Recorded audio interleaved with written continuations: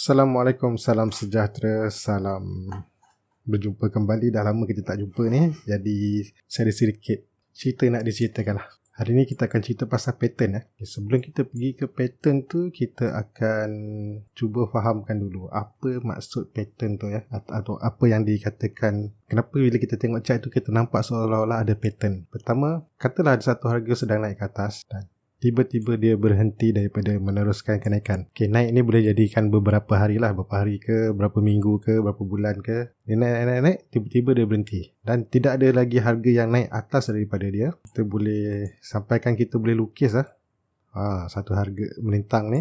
Dalam tempoh dia masih di bawah harga yang paling tinggi dia buat sebelah kiri ni, kemunculan benda-benda di bawah ni, ini yang selalu kita akan nampak pattern. Contohnya pattern yang kita akan selalu nampak, antaranya kita boleh lukis triangle ataupun pennant. Ataupun triangle ni ada jenis yang ascending triangle ataupun ada jenis yang descending triangle. Atau kita boleh mungkin nampak flag, ataupun tadi macam saya lukis tadi awal-awal tadi, kita nampak macam pennant. Itu yang jenis garisan lurus ya. Ada juga kita akan nampak bentuk-bentuk yang jenis-jenis melengkung. Antaranya dia buat bulat, lepas tu bulat lagi, ataupun dia turun sampai bawah, dindam naik atas. Konsep dia tetap sama selagi harga tu tak turun dari bawah yang kat sini. Kita boleh nampak pattern tu. Mungkin kalau dia berjaya break dekat sebelah paling tinggi ni ke atas, kemungkinan dia akan teruskan kenaikan. Cerita yang sama terpakai kalau kita jumpa harga yang sedang menurun, tiba-tiba dia berhenti. Kita sampaikan kita boleh buat satu garisan. Dan kemudian kat sini dia nak buat apalah, tak kisahlah dia nak buat triangle ke, dia nak buat lengkuk bulat ke, dia nak naik-naik dulu dindang ke. Tapi once dia dah break sebelah kiri ni, then kita jangkakan dia akan meneruskan penurunan. Ini kita panggil dia continuation. Pattern yang sama boleh juga dipanggil reversal. Contoh macam saya lukis tadi awal-awal, katalah kita jumpa satu triangle lah. Harga tu dia tak naik atas, dia dindong tiba-tiba dia break ke bawah. Ini selalunya kita panggil dia reversal lah. Jadi pattern ni antara triangle, pennant ke, flag ke, ada sifat-sifat dia, di mana kebiasaannya triangle dengan pennant, flag, kita kata continuation, sama ada ke atas ke bawah. Dan kalau yang bulat ni, selalunya kita kata kita nampak dia lebih kepada reversal. Yang jenis bulat ni lah. Kalau dia naik, lepas tu dia buat bulat, biasanya reversal. Kita tak pergi reversal. Yang bulat macam ni, ataupun cup handle ni, selalu dia continuation balik, teruskan ke atas. Sepanjang dia dalam tempoh dia melintang-melintang ni, itu yang kita panggil dia konsolidasi. So harga tu tak tahu nak pergi mana. Dia nak terus naik pun takut, dia nak turun bawah pun takut. So jadi itu yang menyebabkan bila kita tengok pada chart, kita nampak seolah-olah macam pattern. Dan pattern ni dah beratus-ratus tahun muncul. Kalau dulu mungkin orang kata pattern tu disebabkan emosi manusia lah apa semua kan. Tapi sekarang kita faham lah, pattern tu boleh dibuat. Terutama sekali yang menjaga chart ni dia boleh buat pattern tu. Suka hati mak dia je lah dia nak buat. Kalau kita rujuk pada chart, kita mulakan dengan triangle dulu. So saya nampak satu triangle kat sini. Dan saya nampak satu triangle kat sini. Jangan risau pasal nak lukis, nak pakai hujung dengan hujung ke apa. Kalau kita betul-betul nak lukis setepat-tepatnya, boleh ambil hujung dengan hujung. Tapi kalau untuk melukis atau membayangkan pattern, bagi saya tak perlu sangat terlalu strict lah. Kadang-kadang kita boleh je pakai bawah sikit, as long kita faham maksudnya. Pada ketika kejadian ni, kita nampak dah macam pattern. So kita dah bersedia sama dia ke bawah ataupun dia ke atas. So bila kita jumpa pattern, yang bagus tentang pattern ni, yang shocknya lah, kita boleh ukur target. Tu yang bestnya pasal pattern. Ataupun kalau kita memang kerjanya cari pattern saja, kita boleh buat ukuran target. Kalau untuk triangle, kita akan ambil yang paling rendah kat bawah ni dan juga paling tinggi sini. Kat mana paling rendah, mana paling tinggi. Dan kita akan tandakan di mana dia breakout. Inilah kawasan target kita. Dan kadang diorang panggil benda tu macam minimum target lah. Dia naik atas lagi, tak apa, tu tak ada hal. Nanti kita sambung saja. Itu triangle. Ini triangle yang kecil. Saya ada lagi triangle agak besar sikit.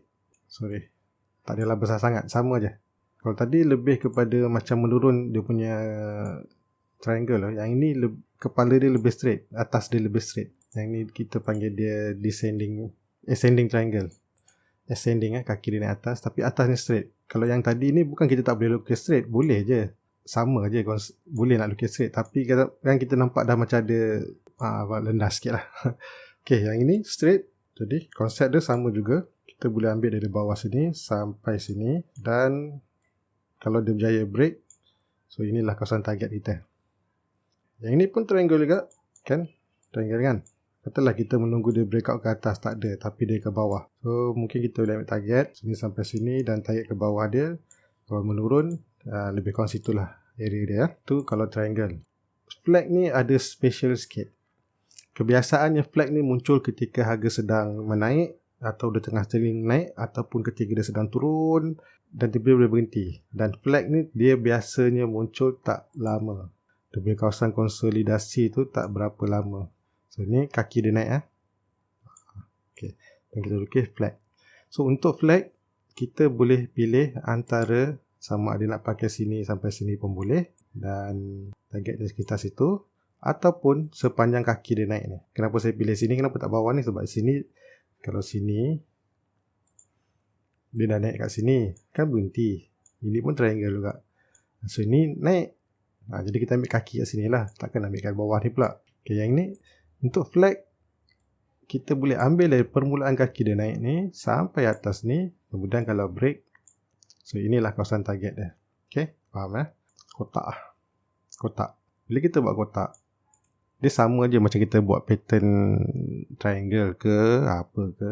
Dia sama, cuma bentuk ni bila kita melukis, kita nampak seolah-olah dia macam dalam kotak. So bila kotak, sama juga kotak kita akan ambil dalam tempoh dia melintang-melintang sebelum break ni, dan bila dia break kita boleh ambil tinggi kotak ni, bawah kotak sampai atas, dan target dia ke atas tu. Ataupun kalau kita malas nak buat macam tu, just copy kotak ni dan bawa ni atas. So kita dapat one to one target. Kalau kata dia masih terus, boleh copy dari kotak. Kalau masih lagi terus, bawa lagi kotak yang sama, tak yang sama. Faham So yang ni pun sama. Kita lihat dari sini, kita nampak dia sebagai kotak. Dan kalau kita copy, dah copy lah. Okay, itulah kawasan target dah. Untuk melengkung ni, mata kita ni kena, dia tak perlu risau pasal yang dia punya bergerigi ni lah. Ada satu kenaikan, tiba-tiba dia berhenti, dia tak naik. So kita boleh buat satu tanda. Okay, maksudnya kita akan tunggu sampai dia break. Okay, untuk yang jenis-jenis bulat ke bawah ni, sama juga kita boleh ambil target antara start dari bawah sini sampai sini. Dan kalau dia berjaya break, dan itulah target dia.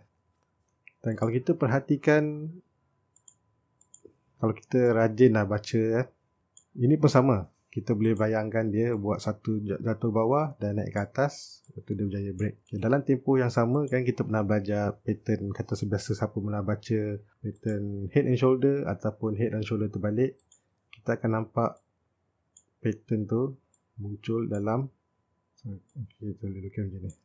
Okay. Ada orang panggil dia head and shoulder, ada yang jenis tak payah kita pukul rata, kita kata dia rounding bottom saja. Ini saya tunjuk chart yang uptrend tau. So ni boleh kata rounding bottom, ini pun rounding bottom. Ada yang bila kita sebut rounding bottom, selalu orang membayangkan harga tu turun, lepas tu buat rounding bottom, lepas tu kalau break, naik. Okay, ini pun boleh juga, sama juga. Ini pun kita panggil rounding bottom, tapi dia datang dari atas.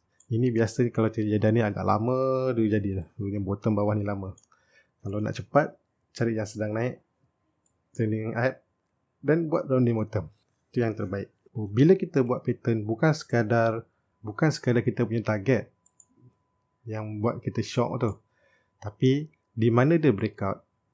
Bila kita buat pattern, kita dah boleh letak stop loss. Kerana arah stop loss ni biasanya di bawah pattern tu.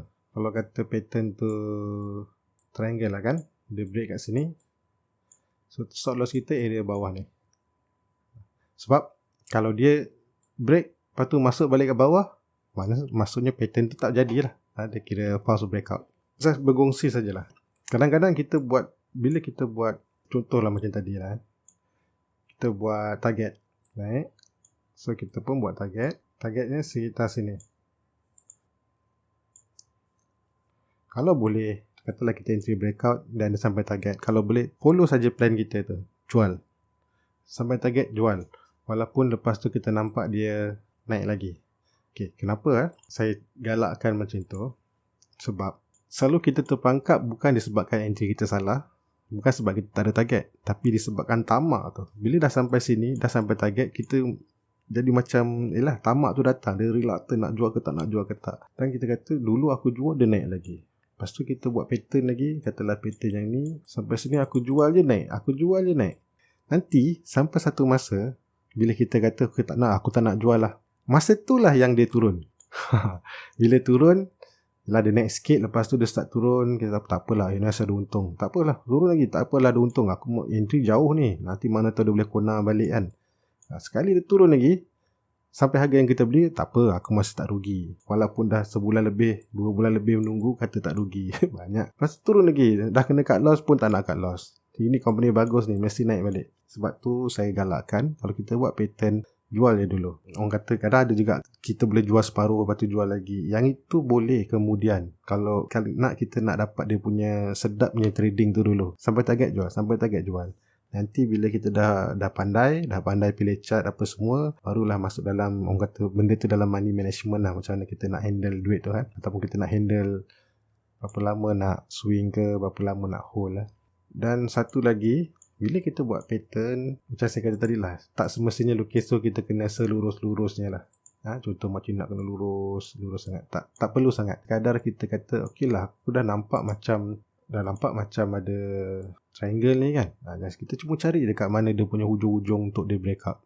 Okay, yang ketiga, kalau kita tak nak selalu kena tipu, carilah chart yang sedang trending up. Contoh macam chart ni sebentar saya tunjuk complete apa saja pattern yang kita belajar selama ni.